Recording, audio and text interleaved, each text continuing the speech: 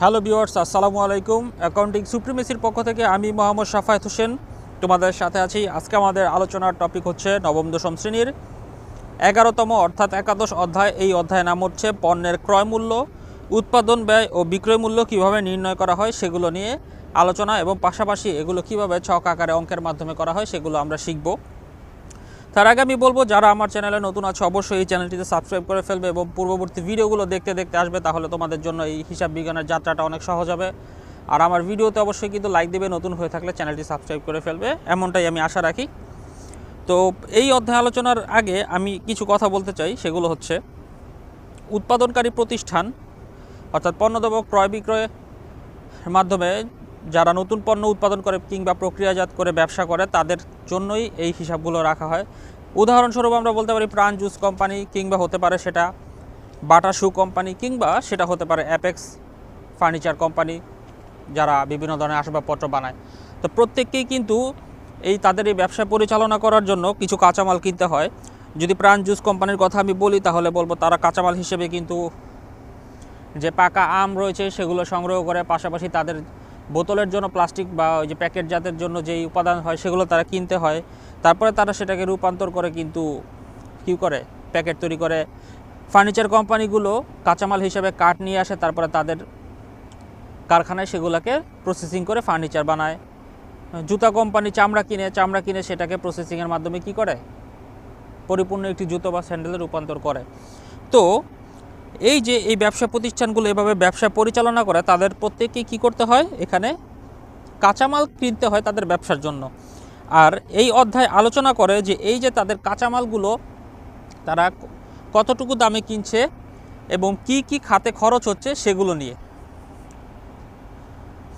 এবং এই পণ্যদ্রব্যের উৎপাদন ব্যয় নির্ণয় করা অত্যন্ত জরুরি। তাহলে পণ্যের কতটুকু লাভ কিংবা লস হচ্ছে সেগুলো আমরা জানতে পারি। আসলে প্রফিট মার্জিন কি বাড়ানো যাবে কিংবা কমানো যাবে কিনা সেই সম্পর্কে সিদ্ধান্তও নেওয়া যায় এই সমস্ত বিবরণী সঠিকভাবে সংরক্ষণের মাধ্যমে। তো আমরা একটু নিচের দিকে যাই। এই যে ব্যবসা প্রতিষ্ঠানের যেহেতু হিসাব রক্ষণের মূল উদ্দেশ্য হচ্ছে প্রকৃত লাভ লোকসান নির্ণয় করা, তাই ক্রয় মূল্য এবং বিক্রয় মূল্য নির্ধারণ করা অবশ্যই জরুরি। ক্রয় মূল্য নিরূপণ কি, ওই যে ক্রয় মূল্য নির্ধারণ করা আর কি। তো এটা একটা উদাহরণের সাহায্যে এখানে বুঝাই দিছে। যেমন আমি যদি বলি, গাজীপুরের সামাদ অ্যান্ড সন্স একটা কোম্পানি চট্টগ্রাম থেকে 5000 লিটার সয়াবিন তেল 120 টাকা লিটার দামে ক্রয় করে। সামাদ কোম্পানি থেকে যখন কিনবে তখন তাদের ক্রয় মূল্য হচ্ছে 120 টাকা পার লিটার। তাহলে এটাই কি শুধুমাত্র তাদের ক্রয়জনিত খরচ সামাদ কোম্পানির? না, এই সামাদ কোম্পানি থেকে চট্টগ্রাম থেকে এই পণ্যটা সামাদ কোম্পানিতে আসতে গিয়ে আরও কিছু খরচের সাথে যুক্ত হবে, যেগুলো কি ট্রাক ভাড়া লাগবে, মালামালগুলো আনলোড লোড করতে কুলির খরচ লাগবে, মজুরি খরচ লাগবে, যাত্রাপথে ব্রিজের টোল খরচ আছে, এছাড়া পণ্য খালাস খরচও আছে। অর্থাৎ পণ্যগুলো যদি কাস্টম থেকে ছাড় করানো হয় সেক্ষেত্রে খালাস খরচটাও এর মধ্যে যুক্ত হয়ে মোট ক্রয় মূল্য আসবে এত টাকা। যেই তেল ক্রয় করেছে ওটা তো একেবারে বাল্ক অ্যামাউন্ট, মানে শুধু তেলের মূল্য। আর এই তেলগুলো ক্রয় করে সামাদ কোম্পানির ফ্যাক্টরি পর্যন্ত আসতে যে আরও কিছু টাকা খরচ হয়, এই সবগুলো কি ক্রয়ের সাথে সংযুক্ত হয়ে মোট ক্রয় মূল্য আমরা বের করি। এখন এই সামাদ কোম্পানি যদি এই তেলগুলোকে আর কিছু না করে এভাবেই বিক্রি করে দেয় তাহলে কি হবে দেখো, এই যে আমি দেখাই। ধরলাম সামাদ কোম্পানি আর কিছু করবে না, তেল যেভাবে কিনছে কিনে নিয়ে আসছে তাদের গোডাউন থেকে বিক্রি করে দিবে। তাহলে তারা একটি নির্ধারিত হারে লাভ নির্ধারণ করতে পারে, যেমন প্রতি লিটার তেলে আমরা 5 টাকা লাভ নির্ধারণ করব সামাদ কোম্পানি বলতেছে। তো যখন সব খরচ মিলে হয়েছে এই যে 6,18,700 টাকা, সো তখন প্রতি লিটার তেল তারা 123 টাকা 74 পয়সায় কিনতে পারলো আর কি, সব খরচ পর্যন্ত তাদের ফ্যাক্টরিতে। এখন তারা যদি মনে করে যে আমরা আর 5 টাকা লাভ করে বিক্রি করে দিব, তাহলে এই লিটার প্রতি 5 টাকা দাম বাড়িয়ে দিলেই হয়ে যায়। কিন্তু বাস্তবিক অর্থে এই সামাদ কোম্পানিকে যদি আমি একটি ভালো কোম্পানি হিসেবে ধরি কিংবা ম্যানুফ্যাকচারিং কোম্পানি হিসেবে যদি আমি ধরি, তাহলে সামাদ কোম্পানি কি করবে, সামাদ কোম্পানি এই বাল্ক অ্যামাউন্টের তেলগুলো মানে অতিরিক্ত যেই লোড আকারে তেলগুলো নিয়ে এসে তারা কি করবে, পরিশোধন করবে ফ্যাক্টরিতে। পরিশোধনের একটা খরচ হবে, পরিশোধন কাজে নিয়োজিত কর্মীদের একটা বেতন দিতে হবে, প্লাস্টিকের বোতলজাত করতে হবে না? অবশ্যই করতে হবে। তারপরে কি করতে হবে, এটার বিজ্ঞাপন তৈরি করতে হবে, এটাকে মার্কেটে ছড়ানোর জন্য বাজারজাতকরণ মার্কেটিং করতে হবে, মার্কেটিং অফিসার নিয়োগ করতে হবে, তেলগুলোকে সঠিকভাবে দোকানে দোকানে পৌঁছে দেওয়ার জন্য কি করতে হবে, ডেলিভারি ম্যান নিয়োগ করতে হবে। তো বিভিন্ন রকম ব্যয়ের একটা সংমিশ্রণ এখানে তৈরি হয়। সো বিভিন্ন রকম ব্যয় সংমিশ্রণ এর মধ্যে অন্তর্ভুক্ত হবে। তারপরে কি আমরা একটা মোট লাভ নির্ধারণ করতে পারি, যে সকল খরচ করার পরে আমি লাভ নির্ধারণ করব। সো এইটা সঠিকভাবে করার জন্য এই উৎপাদন ব্যয় বিবরণীর প্রয়োজনীয়তাটা সবচাইতে বেশি। আচ্ছা, এখন আমরা নিচে যাই। এটা আমি একটু আগে বলছি বিক্রয় মূল্য কীভাবে নির্ধারণ করে, যদি নর্মালি করে। আচ্ছা, আমরা একটা বড় অঙ্কে যাই। এখানে আসলে কি আসে, এই অঙ্কগুলোতে আসে যে উৎপাদন ব্যয় নির্ণয় করো, উৎপাদিত পণ্যের ব্যয় নির্ণয় করো। তো উৎপাদন ব্যয় আর উৎপাদিত পণ্যের ব্যয় সম্পূর্ণ আলাদা জিনিস, দুইটা একটার সাথে আরেকটা কানেক্টেড, কিন্তু দুইটাকে মিলাই ফেললে হবে না। এখানে তোমরা দেখে নিবে উৎপাদন ব্যয়ের ধারণা দেওয়া আছে, উৎপাদন ব্যয় নির্ণয়ের কী কী উদ্দেশ্য আছে, এগুলো এমসিকিউর জন্য কাজে লাগবে। লাভ লোকসান নির্ণয় করা, মজুদ পণ্যের মূল্য নির্ধারণ করা, দায়িত্ব নির্ধারণ, বিক্রয় মূল্য, বাজেট প্রণয়ন, প্রকল্প মূল্যায়ন ইত্যাদি হাবিজাবি তোমরা পড়ে নিবা নিজের দায়িত্বে। যদি আমার সাথে ক্লাস করতে চাও আমার হোয়াটসঅ্যাপ গ্রুপে জয়েন হয়ে যাও। এছাড়া আরও ডিটেলসে জানতে চাইলে তুমি মেসেজ করতে পারো। এখানে উৎপাদন ব্যয়ের উপাদান, উৎপাদন ব্যয়কে বিভিন্ন ভাগে ভাগ করছে সেটা দেখাইছে। যেমন কাঁচামাল, কি কি কাঁচামাল আছে, প্রত্যক্ষ পরোক্ষ, শ্রম আছে, দুই ধরনের শ্রম আছে, প্রত্যক্ষ পরোক্ষ। আরোপণযোগ্য খরচ, যেই খরচগুলো কি বিভিন্ন খাতে দিয়ে দেওয়া যায়, প্রত্যক্ষ খরচ, পরোক্ষ খরচ। আচ্ছা, এই যে এই জিনিসটা জরুরি। টোটাল কস্ট বা মোট খরচ কীভাবে নির্ধারণ করা হয়, মোট ব্যয় সমান সমান কি, উৎপাদন ব্যয়ের সাথে প্রশাসনিক উপরিব্যয় প্লাস বিক্রয় উপরিব্যয় যোগ করলে মোট ব্যয় হয়, আর মোট ব্যয়ের সাথে লাভ যুক্ত করলে তারপরে কি হয়, বিক্রয় মূল্য নিচে দেওয়া আছে। সো রূপান্তর ব্যয়, উৎপাদন ব্যয়, মুখ্য ব্যয়, এগুলো আমরা অঙ্কের মাধ্যমে জানব। এখানে প্রত্যেকটা ব্যয়ের আলাদা আলাদা শ্রেণী বিভাগ করে দেওয়া আছে, তোমরা এগুলো পড়ে নিবে। যে প্রত্যক্ষ কাঁচামাল কি, পরোক্ষ কাঁচামাল কি, শ্রম কি, প্রত্যক্ষ শ্রম কি, পরোক্ষ শ্রম কি। দেখো, প্রত্যক্ষ শ্রম পরোক্ষ শ্রমের সুন্দর একটা উদাহরণ দেওয়া আছে, যে সরাসরি প্রসেসিংয়ের সাথে যুক্ত তার মজুরি হচ্ছে প্রত্যক্ষ শ্রম, এবং যারা প্রসেসিং করছেন তাদেরকে যে নিয়ন্ত্রণ করছেন, যেমন একজন ম্যানেজার, তার মজুরিটা বা বেতনটা হচ্ছে পরোক্ষ মজুরির সাথে যুক্ত। আরোপণযোগ্য খরচ, প্রত্যক্ষ খরচ, যেগুলো আসলে আরোপ করে দেওয়া যায় এদের উপরে। যেমন এখানে কি, কংক্রিট মিক্সারের ভাড়া, যারা বিল্ডিং নির্মাণ করে তাদের জন্য, বিল্ডিংয়ের ডিজাইনের খরচ, জুতা তৈরির জন্য বিশেষভাবে প্রস্তুত পায়ের ছাঁচ বা একটা কি বলে, এটার একটা নাম আছে আর একটা, আর এটা মনে পড়তেছে না, পরে বলবো না। যাই হোক, যে কোনো চুক্তির ঠিকা কার্য পাওয়ার জন্য খরচ, যেমন দরপত্রের ক্রয় মূল্য, ভ্রমণ ব্যয় ইত্যাদি। আচ্ছা, পরোক্ষ খরচ কি কি আছে, কারখানা উপরিব্যয় কি, প্রশাসনিক উপরিব্যয় কি, সুন্দরভাবে দেওয়া আছে। বই পড়লে আসলে আর কিছু লাগে না। কারখানা উপরিব্যয়, কারখানার ভাড়া, বিমা খরচ, বিদ্যুৎ পানি খরচ, গ্যাস খরচ বা তেল খরচ, জ্বালানি খরচের মধ্যে যেটা পড়ে। কারখানা উপরিব্যয় হচ্ছে এগুলো। প্রশাসনিক উপরিব্যয় কি, অফিস কর্মচারীদের বেতন, অফিস ভাড়া, অফিস সংক্রান্ত ব্যয়, বিদ্যুতের লাইনের বিল, ওয়াইফাই লাইনের বিল, ওয়াইফাই লাইন কিন্তু, যাতায়াত খরচ, আইন খরচ ইত্যাদি সব ধরনের ব্যয়গুলো কি প্রশাসনিক উপরিব্যয়ের মধ্যে পড়া যায়। ঠিক আছে, তো এই ব্যয়গুলো উল্টাপাল্টা মাঝে মধ্যে হয়ে যায় অঙ্ক করার সময়, তো এটা টেনশনের কিছু নাই। যদি মূল রেজাল্টটা ঠিকঠাকভাবে প্লাস মাইনাস করে করতে পারো, নাম্বার পেয়ে যাবে। তারপরেও আমাদের সঠিকভাবে ব্যয় নির্ধারণ করা শিখতে হবে, কোনটা কোন ধরনের ব্যয় সেটা আইডেন্টিফাই করে সঠিক জায়গায় তাকে লেখার জন্যই আমাদের শিখতে হয়। নিচের তথ্যাবলী থেকে সীমান্ত ফুড প্রোডাক্টসের 30/6/2017 তারিখের পর্যন্ত অর্ধ বছরের একটি উৎপাদন ব্যয় বিবরণী প্রস্তুত করো। কি বলেছে, অর্ধ বছরের জন্য উৎপাদন ব্যয় বিবরণী প্রস্তুত করতে হবে, অর্থাৎ 1/1/2017 শুরু হয়েছে, 30/6/2017 শেষ হয়েছে। তো এটার অর্ধ বছরের জন্য একটা উৎপাদন ব্যয় বিবরণী প্রস্তুত করো। অর্ধ বছরের কেন হলো, এটা পুরো বছরের হলো না, এটা যদি জানতে চাও তো একটা কথা বলি। গরমের সিজন চলতেছে, তো এই কোম্পানিটা গরমের সময় ঠান্ডা ড্রিঙ্কসও বানায়, আবার শীতের জন্য কি বানায়, কফি আইটেম জাতীয় কিছু জিনিসও তৈরি করে। তো যেহেতু এখন ধরো গরমের সিজন চলতেছে, আমি ঠান্ডা জিনিস বানাচ্ছি, তো ঠান্ডা জিনিস 6 মাসের মধ্যে শেষ করে দিব, তারপরে গরমের জিনিস কফির প্রোডাকশন ধরবো। সো এই জন্য আমি একটা কারখানায় তো 2টা আইটেম থাকতেই পারে। সো এটার জন্য অর্ধ বছর পর্যন্ত যে আইটেমটা চলছে সেটার হিসাবে আমরা ধরো করতেছি, এই জন্য অর্ধ বছরের। যাই, মজুদ পণ্য কী তা তো জানো।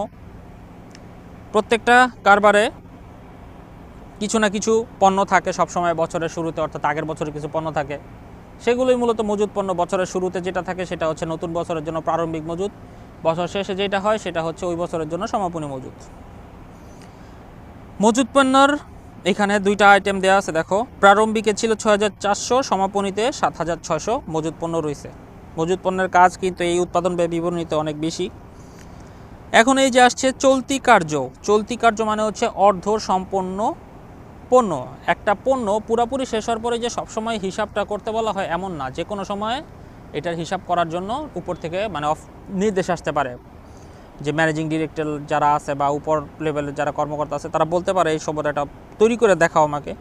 সো ওই সময় যদি করতে যাই তখন দেখা যাবে কিছু পণ্য মানে অর্ধ প্রস্তুত হয়ে আছে। অর্ধ প্রস্তুত কি, ধরো জুস কোম্পানির জন্য আম কিনা হয়েছে, আমের টাকা খরচ হয়ে গেছে, আমগুলোকে ব্লেন্ড করে পাল্প করে দেওয়া হয়েছে, তারপরে আবার ধরো ফিল্টারও করা হয়েছে। এখন কি বাকি আছে, এটাতে মেডিসিন মিক্স করে তারপরে প্যাকেট যত বাকি আছে, কিন্তু এর মধ্যখানেই অর্ডার আসলো যে তোমরা এটা হিসাব করে দেখাও। তো এখন কি করব, আমি কি টোটালি যতগুলো পাল্প বা জুস মানে লিকুইড করে রাখছি সবগুলোর খরচ বাদ দিয়ে দিব? না, এই খরচটাকে আমরা ধরে নেব। এই খরচ মানে এই যে প্রসেসিং করা পর্যন্ত, অর্থাৎ আম কিনা, আমগুলোকে বাছাই করে পরিষ্কার করে তারপর লিকুইড করা পর্যন্ত যত টাকা খরচ হয়েছে এর পিছনে, সেই খরচটাকে এর মধ্যে ধরে নিব। সো চলতি কার্য আধা সম্পন্ন পণ্য বছরের শুরুতে ছিল ১২,৩০০ টাকা। এই বছরের শুরুতে মানে গত বছরের শেষে যখন হিসাব করছিলাম তখনও এরকম অর্ধেক ছিল, তো ওইগুলা এখনও রয়ে গেছে, ওগুলা দিয়ে আমি বছর শুরু করছিলাম। তো সেটা হচ্ছে ১২,৩০০ টাকার খরচ হয়েছিল অ্যামাউন্ট। আবার এই বছর শেষে ১৫,০০০ টাকার এরকম চলতি কার্য বা আধা সম্পন্ন পণ্য আমার ফ্যাক্টরিতে রয়ে গেছে, যেটা আমি পরের বছর আবার করবো। আচ্ছা, যাই হোক, তা আধা সম্পন্ন পণ্য বা চলতি কার্য কি সেটা আশা করি বুঝতে পারছো। এখন আসি উৎপাদিত পণ্য। এটা হচ্ছে মেন আইটেম, যেটা আমার টোটালি বানানো হয়ে গেছে। সো উৎপাদিত পণ্য গত বছরের শেষে ছিল ১০,৫০০ টাকার পণ্য রয়ে গেছিলো, এটা এই বছরে আবার নিয়ে আমার ব্যবসা শুরু করতে হয়েছে। তো প্রারম্ভিকে ছিল ১০,৫০০, আবার এই বছরের শেষে উৎপাদিত পণ্য ৮,৭০০ টাকার পণ্য রয়ে গেছে, যেটা আমি সেল করতে পারি নাই। সো সেটা আবার সামনের বছর আমি হিসাবে দেখাবো। তো এটা হচ্ছে ৮,৭০০ টাকা। প্যাকিং সামগ্রী ১,০০০ টাকার ছিল প্রথমে বছরের শুরুতে, পূর্বের বছরের ১,০০০ টাকা ছিল, আবার এই বছরের শেষে ৮০০ টাকার প্যাকিং সামগ্রী রয়ে গেছে। এছাড়া আমি এই পণ্য উৎপাদন করার জন্য কাঁচামাল কিনছি ৬৩,০০০ টাকা, প্যাকিংয়ের মালপত্র ছিল খরচ ৩,০০০ টাকা, ক্রয় পরিবহন খরচ ছিল ১,০০০ টাকা, প্রত্যক্ষ শ্রমিকদের মজুরি, কারখানা শ্রমিকদের মজুরি ছিল ৪৪,৩০০ টাকা, কারখানার এছাড়া খরচ এক্সট্রা খরচ ছিল ৮,৬০০ টাকা, যন্ত্রপাতি ব্যবহার করা হয়েছিল, যন্ত্রপাতির অপচয়জনিত একটা খরচ ছিল ৪,৪০০ টাকা, এছাড়াও অফিস খরচ ছিল ২৫০০ টাকা বিভিন্ন ধরনের, বিতরণ খরচ ছিল ২,০০০ টাকা, বিক্রয় খরচ ৩২০০ টাকা, বিক্রয় ব্যবস্থাপক ও বিক্রয় কর্মীদের বেতন ৫,০০০ টাকা। এখন বলতে পারো বিক্রয় খরচ আবার কি? বিক্রয় করার জন্য খরচ আছে, সেটা বিক্রয় ট্রান্সপোর্ট হতে পারে, বিক্রয় কমিশন হতে পারে, বাট্টায় দেওয়া হতে পারে, বিক্রয়ের জন্য ফ্রি প্রোডাক্ট দেওয়া হতে পারে। তো সব কিছু এই খরচের মধ্যে ধরা যায়। বিক্রয় ব্যবস্থাপক ও বিক্রয় কর্মীদের বেতন আছে ৫,০০০ টাকা। তো আনফর্চুনেটলি একটা ফ্যান নষ্ট হয়ে গেছে, ফ্যানের বাড়ি খায় ওয়াল নষ্ট হয়ে গেছে, ওয়ালটাকে আমি কি করলাম, সিমেন্ট দিয়ে ঢালাই করে রং টং করলাম, এটার খরচ হয়ে গেছে ২২০০ টাকা এখানে। তারপরে এমডি বা ব্যবস্থাপকের সম্মানী ছিল ১৫০০ টাকা, খুব কম হয়ে গেছে। আর টোটাল বিক্রয় টাকা ছিল ১,৭৯,০০০ টাকা। সো আমি বছরের শুরুতে ৬৩,০০০ টাকার কাঁচামাল নিয়েছিলাম। এছাড়া আমার কি ছিল, মজুদ পণ্যেও কিছু কাঁচামাল ছিল, সব কিছু। এছাড়া উৎপাদিত পণ্য ছিল ১০,৫০০ টাকার। আবার এই বছর শেষে বিক্রয় করছি টোটাল ১,৭৯,০০০ টাকা। তো এখন আমাকে এখান থেকে বলতে পারে যে উৎপাদিত পণ্যের ব্যয় বিবরণী তৈরি করো। তো উৎপাদিত পণ্যের ব্যয় বিবরণী তৈরি করার সময় অটোমেটিক্যালি উৎপাদিত পণ্যদ্রব্যের ব্যয়, উৎপাদিত পণ্যের ব্যয়, বিক্রয় মূল্য বা বিক্রিত পণ্যের ব্যয়, এই জিনিসগুলো সামনে আসে। প্রথমে আমরা একটা ছক আঁকবো, ওই যে চূড়ান্ত হিসাবের আর্থিক অবস্থার বিবরণী ছকের মতোই। তারপর এখানে লিখবো সীমান্ত ফুড প্রোডাক্টস, কোম্পানির নাম, তারপরে কি হিসাব করতেছি, উৎপাদিত পণ্যের ব্যয় বিবরণী আমি করে দেখার চেষ্টা লিখবো, এবং বছরের শেষ হিসাব তারিখটা অবশ্যই দিব, যেহেতু ৩০শে জুন ২০১৭ সালে অর্ধ বছরের জন্য হিসাব করতেছিল, সেটা আমি লিখে দিব। যদি পুরো বছরের থাকে সেটাও আমরা এখানে লিখব। এখন আসি, আমাকে মোট পণ্যদ্রব্য বা কি বলে কাঁচামালের হিসাব করতে গেলে তো আগে কত ছিল, পুরানো কিছু আছে কিনা, নতুন কিছু কিনছি কিনা, সব কিছুই আমার হিসাবে নিতে হবে। তো সেমভাবেই কাঁচামালের যে প্রারম্ভিক মজুদ ছিল ৬,৪০০ টাকা, ওটা আগের বছরের ছিল, পুরান বছরের, সেটা কিন্তু এই বছর নতুন হিসাবে আমি নিলাম হিসাবের নিয়ম অনুযায়ী। তো কাঁচামালের প্রারম্ভিক মজুদ ছিল ৬,৪০০ টাকা, এটার সাথে আর কোনো কাজ নাই, মাঝখানে লিখে দিলাম। যোগ এই বছর কাঁচামাল কিনছিলাম ৬৩,০০০ টাকার, পাশাপাশি ক্রয় খরচ ছিল ১,০০০ টাকা। তাহলে এই তিনটা দেখো একসাথে মিলে কি হয়, ব্যবহার উপযোগী কাঁচামালের মূল্য, যেই কাঁচামালগুলো এই বছর ব্যবহার করা যাবে সব মিলে হচ্ছে ৭০,৪০০ টাকার কাঁচামাল আমার কাছে ব্যবহার করতে পারবো আমি এই বছরে। ঠিক আছে, কিন্তু এর মধ্যে আবার কি করলাম যে দেখা গেল বছরের শেষে কিছু কাঁচামাল রয়ে গেছে, যা মানে যেগুলো দিয়ে আমি কাজই করতে পারি, তো এগুলোকে আমার খরচের থেকে বাদ দিয়ে দেখাইতে হবে না? অবশ্যই দেখাইতে হবে, কিন্তু তুমি যদি এই সমাপনী মজুদের ওইগুলো কাঁচামালের দেখাই দাও তাহলে তোমার পণ্যের ব্যয় বেড়ে যাবে। কারণ প্রকৃতপক্ষে কি ওগুলো তোমার স্টোরে, গোডাউনে বা ফ্যাক্টরিতে পড়ে আছে, কিন্তু তুমি খরচ কর মানে ওগুলো দিয়ে আমি পণ্য বানাইতে পারো না, কিন্তু তুমি এগুলো যদি হিসাবে নিয়ে আসো তাহলে কিন্তু ভুল হবে। সো এই জন্যই কি কাঁচামালের যে সমাপনী মজুদটা আছে সেটা আমি বাদ দিয়ে দিলাম। তো সব কিছু করে এইখানে দেখা গেল কি ব্যবহৃত যেই কাঁচামাল, মানে আমি এই বছর অর্ধ বছরে যেই সকল কাঁচামাল ব্যবহার করতেছি এইটার মূল্য দাঁড়াইলো ৬২,৮০০ টাকা। কাঁচামালের খরচ গেল। এখন আমার চিন্তা করতে হবে যে কারখানার মধ্যে এই যে প্রোডাকশন আমি তৈরি করতেছি, তো এর আরও খরচ তো হয়েছে, শ্রমিকের মজুরি, ভাতা, বিল, বেতন, আবিজাবি, সেগুলোকে আমরা সিরিয়াল ওয়াইজ লিখব। যোগ করব শ্রমিকের মজুরি ৪৪,৩০০ টাকা, প্যাকিং সামগ্রীর জন্য ৩,০০০ টাকা খরচ, প্যাকিং সামগ্রীর প্রারম্ভিক মজুদ, মানে এখানে আমার ১,০০০ টাকার প্যাকিং সামগ্রী ছিল, এটা যেহেতু আমি এবছর ব্যবহার করব সেটাকে আমি অবশ্যই এই বছরে নিয়ে আসবো। তো প্রারম্ভিক মজুদে ছিল প্যাকিং সামগ্রী ১,০০০, এই বছর কিনছি ৩,০০০ টাকা, ৪,০০০ টাকার প্যাকিং সামগ্রী। আবার প্যাকিং সামগ্রী বছর শেষে কিছু টাকার প্যাকিং সামগ্রী রয়ে গেছে, সেটাকে আবার হিসাব থেকে বাদ দিয়েও দেখাই দিয়া পরে প্যাকিং সামগ্রীর কত ৩২০০ টাকার যে মানে ব্যালেন্স বেরোইলো। তাহলে এখন আমার টোটাল খরচ দাঁড়াইলো কি, ব্যবহৃত কাঁচামাল ছিল ৬২,৮০০ টাকা, এর সাথে প্রত্যক্ষ মজুরি টজুরি যোগ করে মুখ্য ব্যয়, মানে মুখ্য ব্যয় হচ্ছে কি কারখানার একটা মানে ফোকাস খরচ বলা হয় এটাকে, ১,১০,০০০ টাকা মুখ্য ব্যয় বের হলো। ক্রয়জনিত, ক্রয়ের সাথে যাবতীয় খরচ মিলে হলো ১,১০,৩০০ টাকা। এর সাথে এখন আমরা কারখানার উপরি খরচগুলো যোগ করব। কারখানার উপরি খরচগুলো কি সেগুলো তোমরা এন্ট্রি দেখে আস্তে আস্তে মুখস্থ করে ফেলবে। কারখানার খরচ থাকলে সেটা, যদি কারখানার খরচ না লেখা থাকে তাহলে কারখানায় কোনগুলো খরচ হয় সেটা মাথা খাটিয়ে মানে মাথায় চিন্তা করে তারপর লিখতে হবে। যন্ত্রপাতির অপচয়, এটা অবশ্যই কারখানার খরচ এর সাথে সম্পৃক্ত, দিয়ে দিবে এখানে। কারখানা দালানের মেরামত যেহেতু করছি তাহলে এইটাও কারখানা খরচের সাথেই আসবে। তাহলে এই কারখানা খরচগুলো যোগ করার পরে কি বের করলাম আমরা, একটা উৎপাদন ব্যয়। ঠিক আছে, মানে এত এত খরচ কারখানার পিছনে, কাঁচামাল থেকে শুরু করে কারখানা মেনটেন করে চালানো পর্যন্ত আমার উৎপাদন খরচ হচ্ছে ১,২৫,৫০০ টাকা। এটা কিন্তু উৎপাদন খরচ, উৎপাদিত পণ্যের খরচ কিন্তু না, এটা হচ্ছে মোট উৎপাদন খরচ।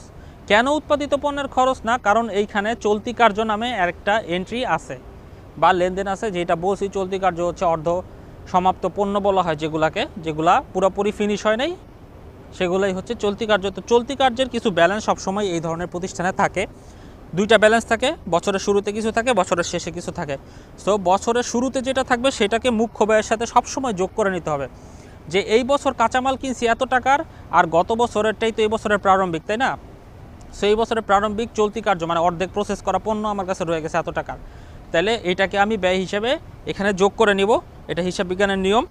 তো চলতি কার্যের প্রারম্ভিক মজুরটাকে যোগ করব মুখ্য ব্যয়ের সাথে, যেই ব্যালেন্স হবে সেটা থেকে কি করব, আবার বছর শেষে হিসাব করার সময় দেখা যাবে কিছু অর্ধেক পণ্য প্রসেসিংয়ের মধ্যেই রয়ে গেছে, এর মধ্যে আমার হিসাব করতে হবে। সেই অর্ধেক প্রসেসিংয়ের পণ্যের হিসাবটা তখন আবার মানে সমাপনী যে ব্যালেন্স থাকবে সেটা বাদ দিয়ে দিব। তারপরে বের হবে আমার উৎপাদিত পণ্যের ব্যয়, অ্যাকচুয়াল উৎপাদিত পণ্যের ব্যয়, যে আমি এই 6 মাসে এই টাকা উৎপাদিত পণ্যের পিছনে খরচ করছি। এটা অ্যাকাউন্টিংয়ের নিয়ম। ঠিক আছে, চলতি কার্যর হিসাবটা এভাবে করতে হয়, একটু মাথায় ঠান্ডা করে দেখতে হবে। দেখো কি লিখছে, বিক্রিত পণ্যের ব্যয় বিবরণী। আমরা যখন অঙ্কটা শুরু করি তখন এখানে বিভিন্ন ধরনের ব্যালেন্স ছিল, এটা হচ্ছে কাঁচামালের ব্যালেন্স, এটা হচ্ছে চলতি কার্যের ব্যালেন্স অর্থ সমাপ্ত পণ্য, আরেকটা হচ্ছে কি উৎপাদিত পণ্য। তো এখন আরও একটা জিনিস আমাদের সামনে আসছে, আমরা এতক্ষণ করছি উৎপাদিত পণ্যের খরচের জন্য যে বিবরণী করা লাগে সেটা। এটা হচ্ছে কি বিক্রিত পণ্যের খরচের বিবরণী বা ব্যয় বিবরণী। আমরা যখন অঙ্কটা শুরু করি এখানে আমরা 3 ধরনের আইটেম দেখতে পাই। একটা হচ্ছে কি কাঁচামালের মজুদ, প্রারম্ভিক কাঁচামালের মজুদ থাকে একটা, যেটা আমরা উৎপাদনের সাথে জড়িত। তারপরে কি থাকে চলতি কার্যের মজুদ, আরেকটা কি থাকে সাধারণ যেই মজুদ বা পণ্য ওইটা বলা হয়। তো দেখো আমরা দেখাই এটা।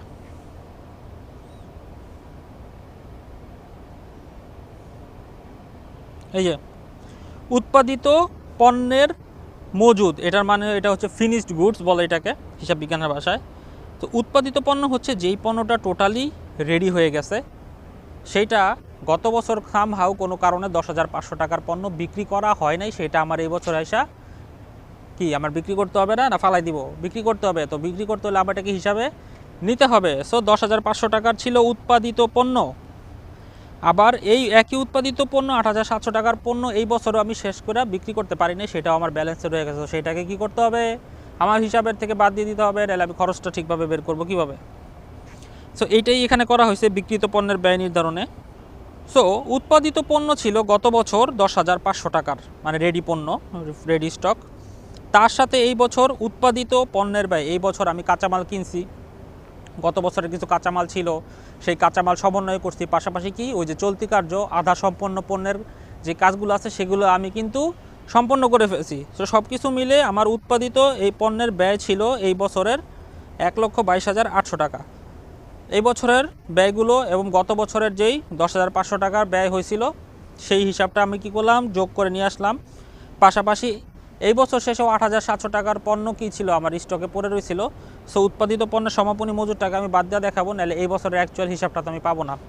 এটাই করছি, বের হয়েছে কি বিক্রিত পণ্যের ব্যয়। ঠিক আছে, 1,24,600 টাকা বিক্রিত পণ্যের ব্যয়। এখন আসি আমরা কি করব, বিশদ আয় বিবরণী, অ্যাকচুয়াল ইনকামটা কত হয়েছে, কারণ বিক্রয়জনিত খরচগুলোকে তো আমাকে বাদ দিতে হবে। সো যেই পণ্যগুলো বিক্রি করছিলাম 1,79,000 টাকা, সেইটার খরচ ছিল 1,24,600 টাকা। তাহলে কি মোট লাভ বের হয়েছিল 54,400 টাকা। ঠিক আছে, মোট লাভ কেন, নিট লাভ এখনও বের হয় না। নিট লাভ বের করতে হলে কী করতে হয়, আমাদেরকে বিভিন্ন আরও বিক্রয়জনিত ব্যয়গুলো থাকে সেগুলো বাদ দিতে হবে। সেগুলো কি, এই যে এখন আসছে পরিচালন ব্যয়, প্রশাসনিক উপরি খরচ। আচ্ছা এই লাইন না লিখলেও তোমার সমস্যা নাই, তুমি যদি মনে করো ঝামেলা হইতেছে লিখো না। অফিস খরচ বাদ দিয়ে দিবা, ব্যবস্থাপকের সম্মানী বা বেতন যেটা বলো না কেন এটা বাদ দিয়ে দিবা। তারপরে বিক্রয় খরচ যেটা দেওয়া আছে এন্ট্রি বাদ দিবা, বিতরণ খরচ বিজ্ঞাপন খরচ বাদ দিবা, বিক্রয় কর্মী ব্যবস্থাপকের খরচ, বিক্রয়জনিত যত খরচ আছে সব বাদ দিয়ে দিবা।